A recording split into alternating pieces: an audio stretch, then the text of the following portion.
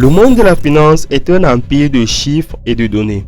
Un écosystème dominé par des algorithmes sans âme et des institutions si grandes qu'elles en sont devenues invincibles.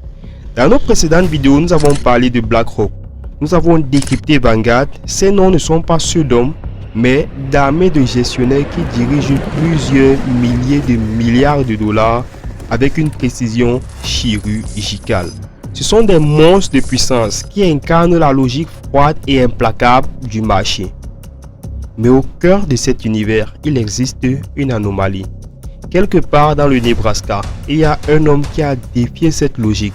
Un homme dont la plus grande arme n'est ni un algorithme ni une équipe, mais son propre esprit.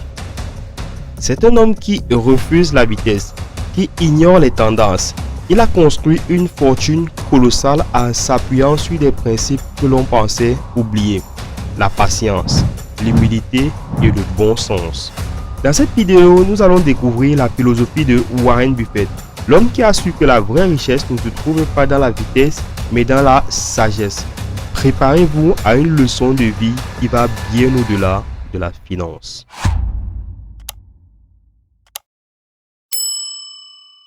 Pour comprendre l'histoire de Warren, il faut remonter le temps, bien avant Wall Street.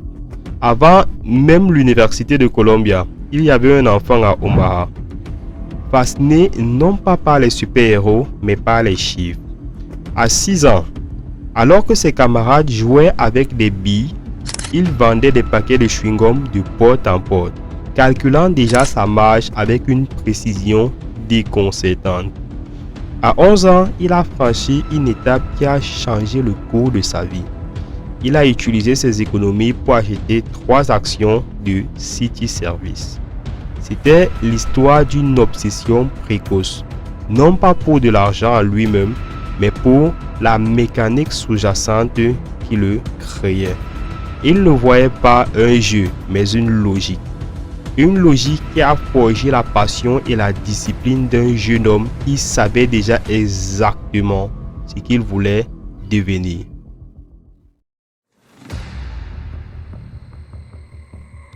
Cependant, la passion à elle seule ne suffit pas.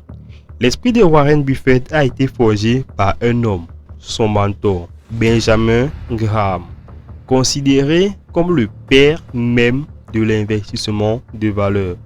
Graham a introduit un concept fascinant, l'achat d'actions de sociétés sous-évaluées, qu'il appelait les mégots de cigares. Son idée était simple, trouver des entreprises en grande difficulté, les acheter pour presque rien et ramasser un dernier profit avant qu'elles ne s'éteignent. C'était une approche purement quantitative, dénuée de tout sentiment. Mais Buffett a saisi ce concept et l'a élevé à un tout autre niveau. Il a compris que si les mégots de cigares pouvaient y générer autant d'argent, alors les entreprises merveilleuses pouvaient y générer des fortunes. C'était l'évolution d'une philosophie. Il est passé de l'idée d'acheter de la qualité à bas prix à celle d'acheter de la qualité supérieure à un prix raisonnable. Cette transformation a été le point de départ de son succès phénoménal.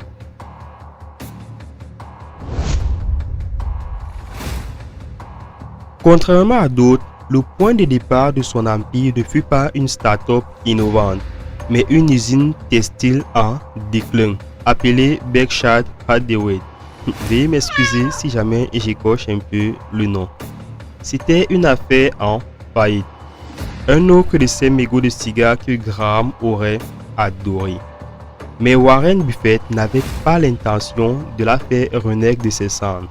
Au lieu de cela, il a vu au-delà du déclin. Il a vu la structure. Il a compris que cette coquille vide pouvait servir de plateforme d'acquisition. Il a utilisé la trésorerie et le nom de l'entreprise pour commencer à racheter d'autres sociétés bien plus rentables et prometteuses que celle-ci. Il a ainsi transformé une relique de l'âge industriel en véhicule d'investissement.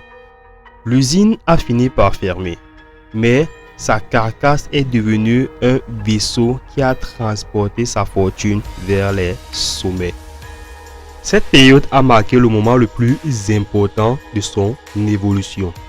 Avec l'influence de son partenaire et ami Charlie Munger, Warren Buffett a abandonné la philosophie du mégot de cigare pour une approche un peu plus raffinée. Il a compris qu'il était bien plus rentable d'acheter des entreprises merveilleuses à un prix raisonnable que d'acheter des entreprises médiocres à un prix dérisoire. C'était la fin d'une ère et le début d'une approche qui ferait de lui une légende. Sa quête n'était plus de trouver la bonne affaire, mais de trouver la bonne entreprise. Une entreprise capable de survivre aux crises, de se développer et de dominer le marché. C'est cette transition qui a permis de bâtir le portefeuille que nous connaissons aujourd'hui.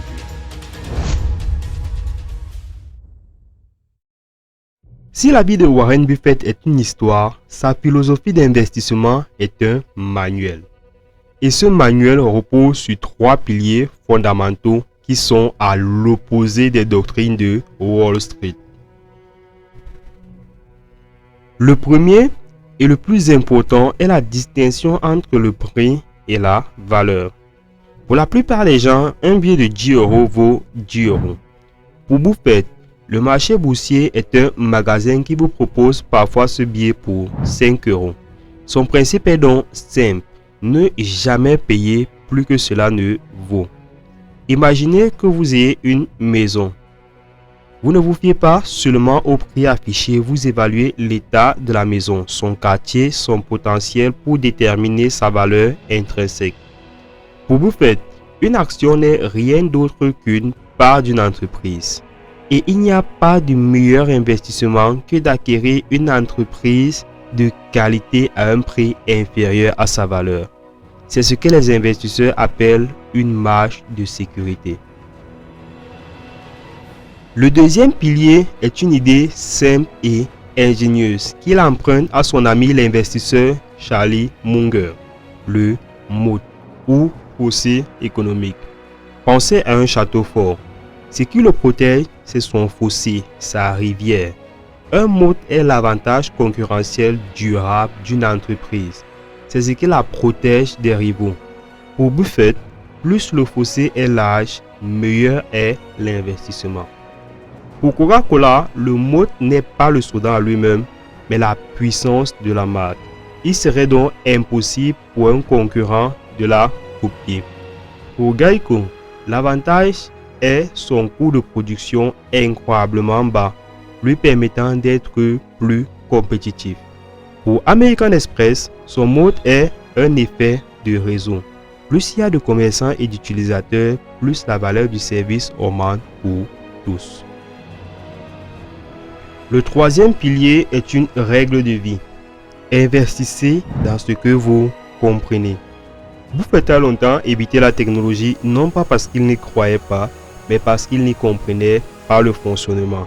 Il se tenait à l'écart des entreprises dont le produit et service étaient trop complexes. Mais son opinion a changé avec Apple. Il a compris que le mode de l'entreprise n'était pas sa technologie incroyable, mais la fidélité de ses utilisateurs. Pour lui, Apple est devenue une entreprise de produits de consommation. Une entreprise qu'il comprenait parfaitement. Sa plus grande leçon est que même la sagesse a besoin d'évoluer tant que vous restez fidèle à vos principes. C'est la patience et l'humilité qui ont fait sa force. Durant des décennies, la question la plus posée à Warren Buffett n'était pas qu'allez-vous acheter, mais plutôt qui vous succédera. En 2021, la réponse fut donnée, Greg Abel. Mais en cette année 2025, alors que le temps continue son œuvre inéluctable, cette succession n'est plus qu'une simple annonce, mais une réalité qui se matérialise. Greg Abel, l'héritier désigné, est un homme d'affaires brillant, d'une nature différente de celle de l'oracle. Il n'a pas le même aura d'investisseur de génie. Il est connu pour son excellence opérationnelle, pour sa capacité à gérer des entreprises et à les optimiser avec une rigueur implacable. Il est le gestionnaire parfait, là où Warren Buffett était un stratège unique. C'est la transition d'un modèle d'investissement basé sur le flair et l'intuition d'un individu à une structure gérée par une équipe de professionnels.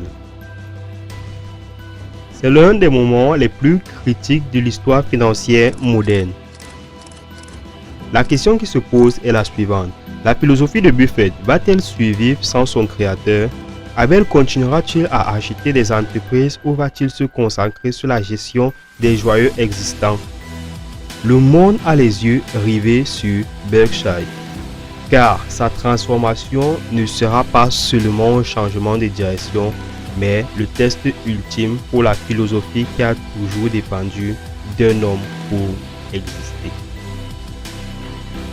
Le vrai héritage de Warren Buffett ne se mesure pas en milliards, il se trouve dans les leçons de vie qu'il a partagées sans réserve.